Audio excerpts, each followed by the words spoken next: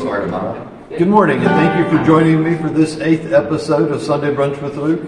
Today I am at Outpost in Fayetteville, West Virginia, and I am bringing you Liam Purcell and Sugarcane Road.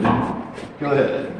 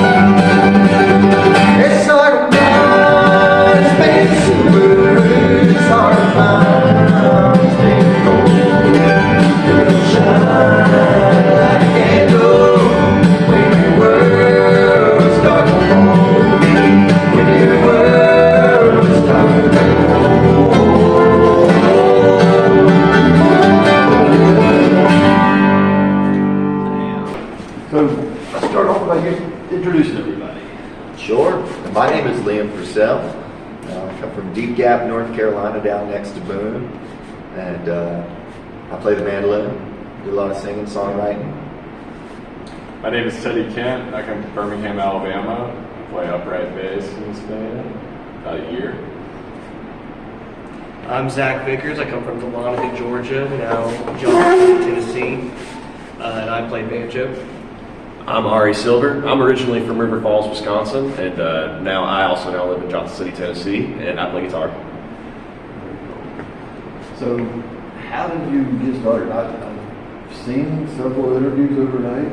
About 15 years old when you officially started, is that right? Yeah, I mean, we all started playing when we were little kids, but you know, in terms of starting a band, I started with just a couple of friends from the area who I knew. One of those was Trey Wellington, who's become a very successful bluegrass banjo player, and a couple of my other buddies. They were always a little older than me.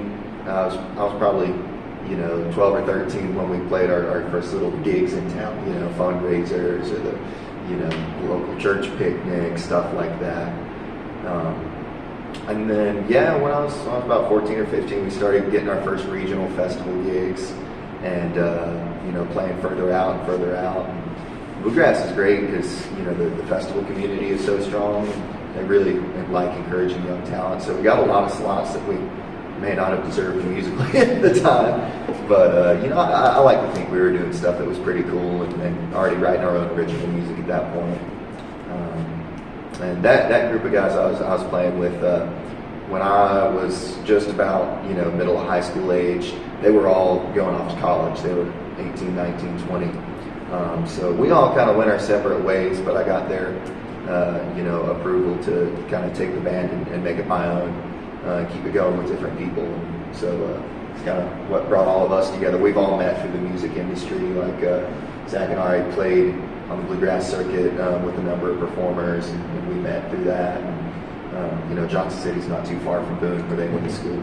And me and Teddy went to college together, and it kind of brought us all up to the present day. So where did you go to college? Berkeley College of Music. How did you wind up landing in Berkeley, all the way from Carolina? It was my ticket out of the holler in some sense. I'd always known Berkeley was the preeminent music school in the U.S. and they did so many things that a conservatory environment doesn't do, right? Like they're very with the times. They're very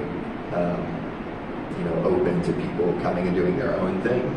And they had a strong American roots program that turned out people like Sierra Hull and Molly Tuttle, and a lot of my favorite musicians came through that program. And Alex Hargraves, who's out with Billy Strings. I got to play music and take some lessons from him when I was younger, and he really encouraged me to, shoot for the stars. I didn't think, I was like, how in the world could I make it into that school? I can't even read music,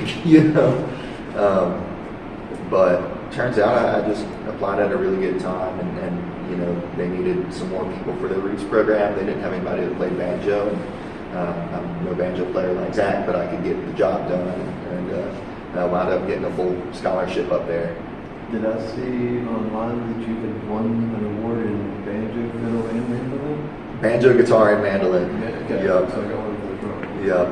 So you say you're not an accomplished banjo player? Well, do we have an honesty problem here? It's a passion. It's an absolute passion. I'm not a virtuoso, but I do love it. What is your earliest memory of having an instrument in your hand? Shoot. I remember my dad took me to see Doc Watson play near our hometown. He had a festival in Sugar Grove, and then he took me to Merle Fest a few months later. And I was just enamored by all of that. And a couple of months later, he asked me, "Hey, there's a local program in town called the Jam Program, Junior Appalachian Musicians," and one of his buddies was helping organize it. And he said, "Would you like to take some guitar lessons?" And I said, "Yes, absolutely." And so I can remember coming home with that first little rental guitar, trying to find the chords. Right after I turned 6. Okay.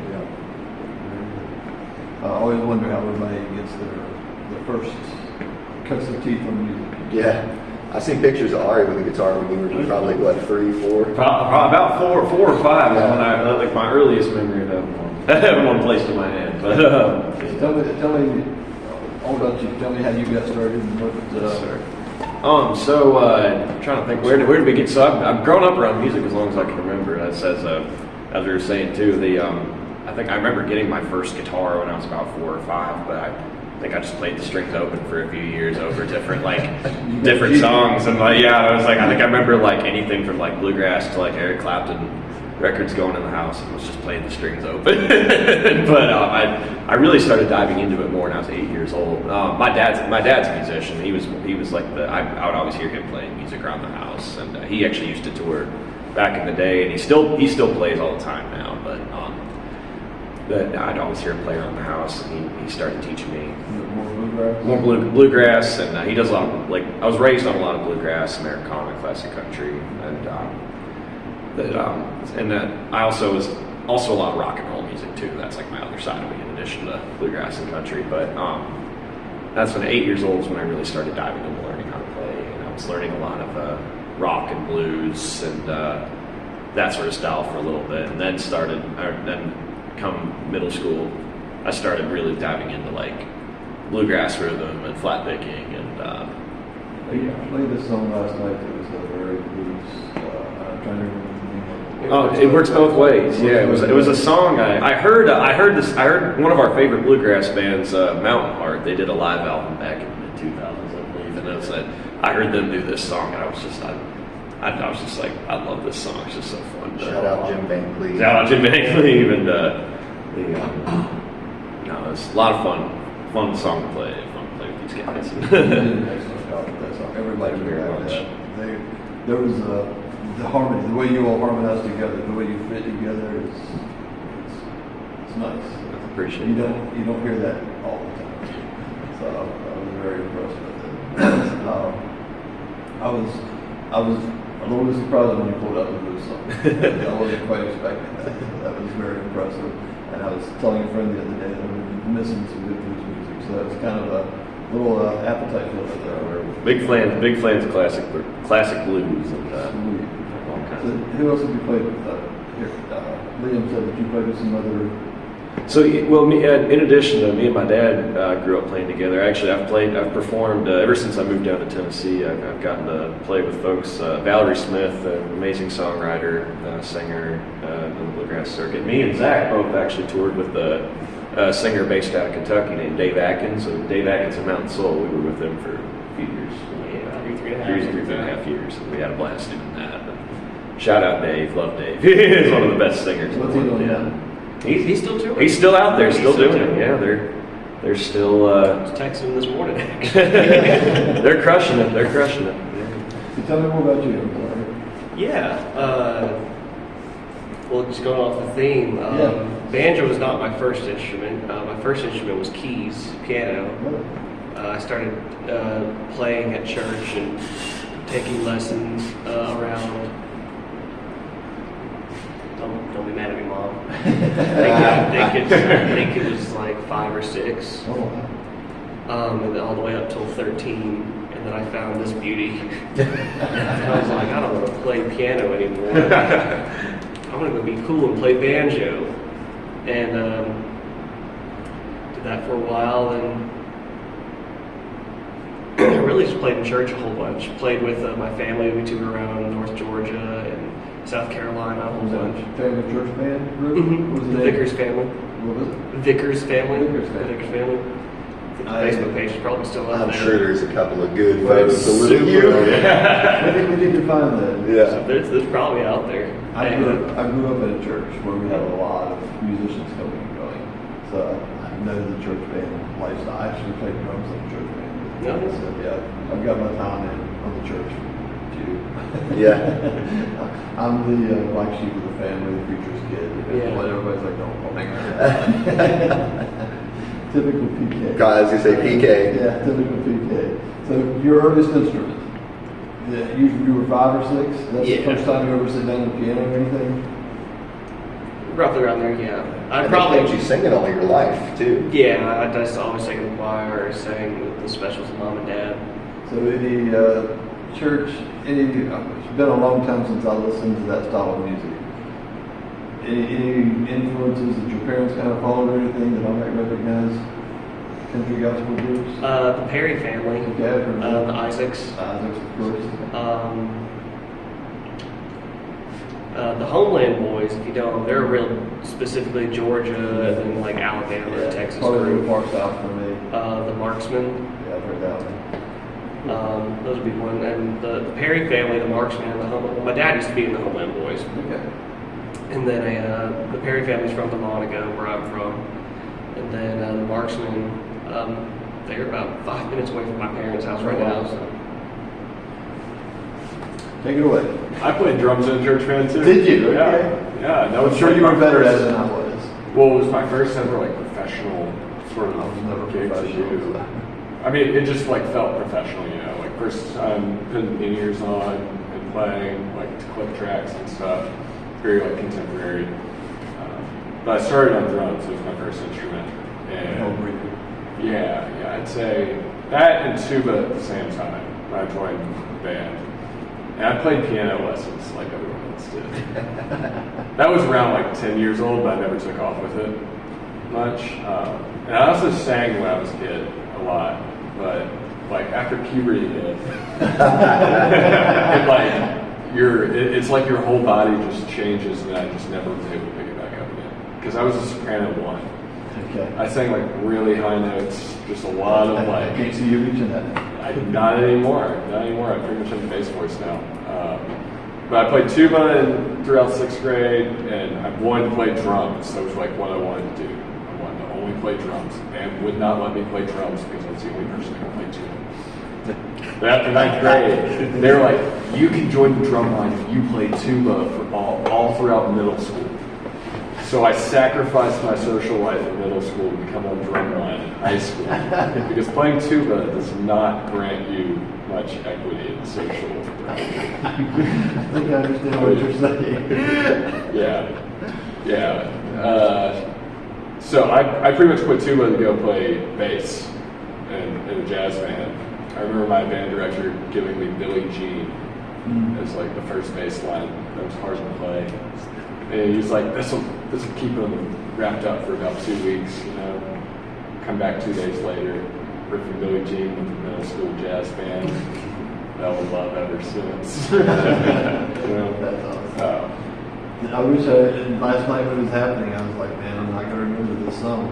But there was one song that is really funky breakdown. And it was just like, damn, it's just funky. It was great. I loved it. We'll extend the solo on Helen toward the end. Probably. Big extended jam. It was really badass. All of you are so freaking talented. I'm jealous. I want to be able to do that. In my head and in my heart, I think I can do everything you all do. It's not really. It's just a fantasy. So you sang a song on, I listened to it on YouTube last night, or actually this morning, Uncle Lloyd. Where did that song come from? It comes from a songwriter named Daryl Scott. And he's kind of my desert island, put you on an island and you can only listen to one person for the rest of your life. That'd be Daryl Scott for me, honestly. People know him because he wrote "It's a Great Day to Be Alive." You know, he wrote what's the song the Chicks play? Left to Clip Suds and Butt Close. Yes, right. Yeah. You never leave Harlem Alive. You'll never leave Harlem Alive. All these songs are made in the country world, but he does a lot of touring with the bluegrass band. I mean, a lot of solo stuff too. And I just always loved his songs so much. And I heard that one. Also, one of my favorite bands, the Steel Woods, cut that song in a very different way. But I just heard it and felt like I knew the guy he was talking about in the song. You know, I feel like I am the guy who's talking about it. Yeah. I mean, and there's a line in there where you talk about the being the old man living at 57. Yeah. I'm 57, kind of starting life over a little bit. Kind of the home that I live in was flooded out in 2016. Oh, wow. So it's just kind of it's kind of a shack. I mean, I have 4 Airbnbs. They're all really, really nice. I have 5-star ratings on them. But my personal home looks like somebody just walked off and left it years ago. It looks like a tragedy. It's actually hilarious. If you watch the one episode where I'm making biscuits, I think that's the name of it. That's my kitchen. It's actually pretty funny. And that episode is an absolute mess. It's a nightmare. But I'm really excited to talk with you. Last night when I was coming to see you, I had kind of looked up a little bit of your stuff. I had no idea the depth. And after I heard it, I was like, I got to know some more. So I went home and sit there. I don't know what time this morning. Listening, I got up this morning. I don't sleep much. So I got up this morning and started playing again. It really surprised me. You're so young. Do you even know how many awards you've got? I was looking through the stuff and I'm like, oh my gosh. There were some that meant an awful lot. We got the International Bluegrass Music Association's Momentum Band of the Year award, and that was really special because it's all the members of IBNA that nominate you for that stuff, and so it's some listeners, but also your peers as musicians, and the committee that chooses is all of our peers and some of our heroes on that board. And that was really special. It's not best band in bluegrass of the year, but it's specifically best up and coming young group who we feel will have longevity in the industry. And so that was special to receive that, and then just carrying that with me for a long time. That goal and that trust from everybody else. I mean, we've all done competitions, and like there's a fiddlers convention scene. I mean, here in West Virginia, there's a ton of fiddlers conventions, and I don't know if those are awards as much as just as who had the best day that day, and it's more about if you compete, you get your money back for admission. So everybody will pick up whatever the nearest instrument is and go up there and pick a tune and get their money back, and it's more about having a good time, like those kind of awards. Have you competed in any of those in West Virginia? Yeah, I've been up Cliff Top before. It's so cool. And then, you know, Galac's down in Virginia. I go every single year. You know, it's one of the biggest and oldest fiddler conventions out there. And when I was a kid, my parents would drag me all over creation. You know, it really was me dragging them. They were so gracious to spend their weekends doing what I wanted to do. But and it's like Fiddler's Convention every weekend from here. Have any of you ever had any jobs outside of music? Oh, yeah. I'm out. Yeah. Yeah. So what are you doing now? So when I went to school, I also graduated with a computer science degree. So I do web development and data analytics. I Works can do well that. on the road. Yeah, I can do that remotely. It's a little bit harder to do throughout the hills of West Virginia. My hotspot doesn't work the best everywhere, but luckily I'm caught up. I'm trying to think back. A couple. I did actually. I was a DJ in high school. Actually, that's the one. That's DJ already? Yeah, it was a DJ Silver. I think was my nickname. I used to DJ for the school dances and whatnot. But I also did some landscaping work for a friend of mine back earlier on in college. But And you? Yeah. I'm still in college right now. All right. I do 2 student employment jobs there. One stage crew, so operating. What do you call it? You run sound Yeah. and lights and run live stream. Make all the shows happen at the. You make all the shows happen at Berkeley, all around Berkeley. And the other one is Career Center, doing social media content for them. That is a great And photographer. Shoot headshots for students every single week. It's great. I feel like I need somebody else on my team to do all the other stuff. Yeah. I'm really not good at any of it, so I guess I could just assign everything to somebody else. Somebody's got to have the ideas. That just wouldn't be inspiration. So you've written some songs, I know. Most meaningful song you've written? Man, I always have a hard time with the binary choices, man. Okay, then we'll drop it down a little bit. Yeah. A song that you wrote in the middle of heartbreak. You know, I could reference those, but I don't know that I brought many of them to the band. I'll flip it a little bit. There's a song that I wrote in a different kind of heartbreak, which was when I came back after my first year at college and found out my parents stole me all the land around the house where we grew up. We grew up, you know, at the end of a dead-end road, and you know, it's 40, 50 acres of woods and cow pasture, and they used to grow Christmas trees. That's what they do in the hill. And I came back and found it had all been sold to a housing development company, and they paved a new road over part of our yard to access it all. And that broke my heart, because like I know my dad had always wanted to like buy up that land once he saved enough money, or you know, kind of protect it from that coming around. And so I wrote a song about that. We recorded it. That's the song that you play. Okay, we can play that. Yeah, can I trade you for the guitar? All right? Yeah. We'll step out of the way and let it roll.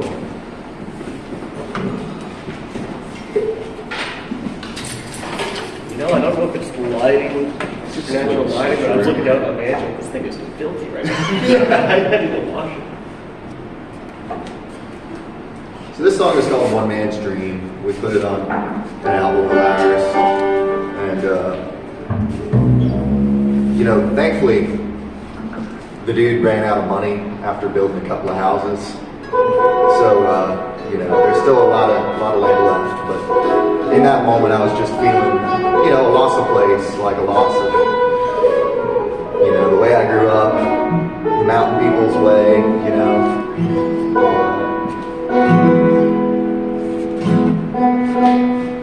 Tuning break. Very strange, but I'm not.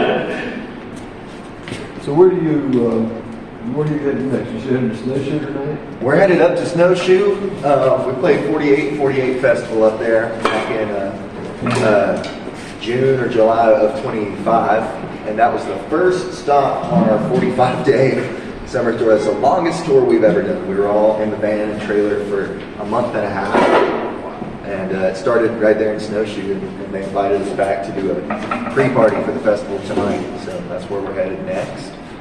And after that, we're headed to Texas, but it's all of us playing country music. Actually, I started working for a lady in Nashville named Jenna Paulette, who's a Texas country music artist, and I started playing fiddle for her. And eventually, she asked me if I would direct her band, kind of music direct, and hire the musicians and all of that. And there have been some guys who've been working with her before, and of course, I asked them first, and as one of them would have a conflict or other dates or something. I didn't really tell her. I just slowly hired these guys. we first gig is all of us plus a drummer plus her as the front woman, and y'all sound like you played together for years. And I said, well, actually, these are the guys in my bluegrass band. And she loved it. She thought that was hilarious. So we're flying to Texas to play some honky tonks with her. That's great. Do I understand you're going to Ireland soon? In October of this year, right. we're doing our second Irish tour. Okay. Yeah. And how long is that like a week or a month? Or It's going to be 10 days. Okay. And first time we went over, we did about that.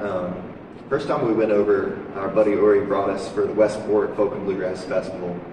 And he said, well, you can fly over for the festival, or you can fly over and see the country before the festival. I said, we'll take that option. So he booked us a pub tour. And we kind of roved around Ireland in a rented cargo van. With first thing we did was we landed at the airport. Passenger van was like €4,000. And after I paid for flights, we weren't going to make €4,000. And we're doing it for the love of it. But we had enough to rent a cargo van. And so we spent hours looking for a wrench set to take the metal divider out of the rental van. Open up the back, and it turns out they call them spanners, not wrenches. So I've been asking for the wrong thing for about an hour. Finally, we got that. Yeah, just rode around the whole country. It was pretty fun. This time we're doing it differently. There's a company that partners with bluegrass bands to do a full bus tour in Ireland, and they have a passenger coach bus that also takes 20 to 25 people who fly over. Maybe they're from Ireland, maybe from the U.S., who go on the whole tour with you and also get to see the country. So that's what we're doing this time around. It should be fun. I'm looking forward not only to hanging out with everybody that comes with, but seeing the country myself, like getting to be the tourist and see all the I met you last night, and I met several of your fans that were here from Somersville. Yeah. And they're the ones that say they're going to Ireland. Yeah. They told me people 4 of them had here. signed up. Yeah, they were really, really excited about it. Yeah. Hammocks, I wondered how people would respond, because you're asking people to come on an international vacation with you pretty much. And I mean, people have loved it so far. It seems like you've got a great following and some very loyal fans. Yeah. I think we might rent a second bus. Congratulations on that success. That'll be October, so we got a while to work out. So how long does this country tour last? I guess it's a season tour. We pretty much play all year round. Okay. This weekend we're out for 2 shows. Last weekend we were out for a one-off in Ohio. Met with the lady in Texas. How long is that? That's just 2 nights we'll be out there. She's kind of in the higher echelons of like the country thing, so they kind of do shorter spurts of shows. But actually, Ari was out with her for a ground tour. That's for right. The last 2 weeks. Did a trio tour, kind of an acoustic tour. Yeah. It was played a bunch of really cool listening rooms around the. Kind of worked our way up through the Midwest. It was a lot of fun, really. That's gotta be fun. Oh, it was such a blast. Yeah, I was just. I have kept y'all talking for a long time. I'll talk to you when I want to talk to you. I know you got to do this next at some point. And Yeah. I do want you to play one more song for me. And Sure. You can pick it, but I would like for it to be something that kind of features some instrumentals between all of you. I really want to hear him get funky on that bass. Oh yeah, we can do that. Okay. Hey, thanks for sitting down, and chatting. Yeah. with us. Thank you. Thank you for having us. us. I appreciate you all so much. I never expected this to happen. Aw. And I just appreciate you. I'm humbled by your kindness and your generosity and your hospitality. So Yeah. Thank you. Thanks. Thanks for your time. Thanks for Thank you. I appreciate you. What do y'all want to play? And this is going to wrap us up for episode 8 of Sunday Brunch with Luke. And we're going to listen to Liam and the guys play us out here. Enjoy this. And today's Valentine's Day. By the time this airs, it won't be, but I hope you all had a great Valentine's Day. Don't threaten me with it.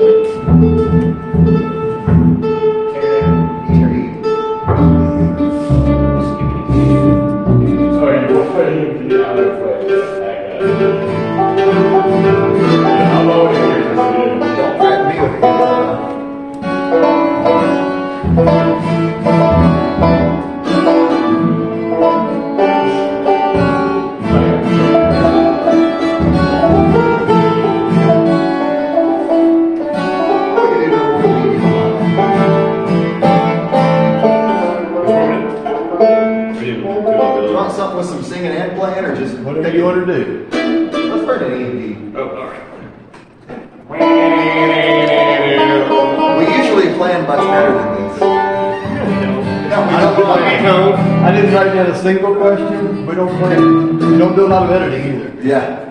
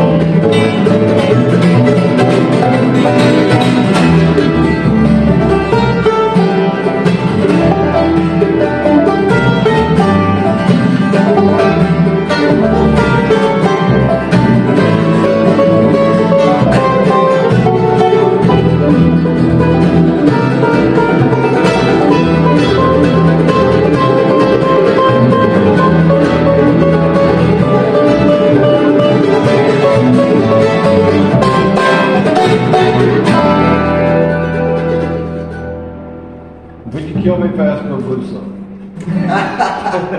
No. Give me what you can. I'd love to do some blues. That's only 2 or 3 choruses about a song you like last night. Yeah, it works well, buddy. Yeah, sure. What about those guys? Bebop? You'll play anything you want to play. I'm here. You said like a verse or something. Yeah, let's do a couple choruses and take some trouble. Yeah. We'll do like the. Yeah. Yeah. After we do like the solos, I'll just jump to the last verse.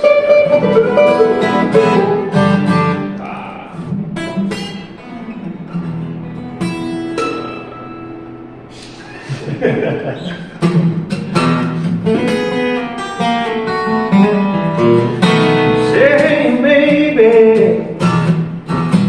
why you gotta treat me this way?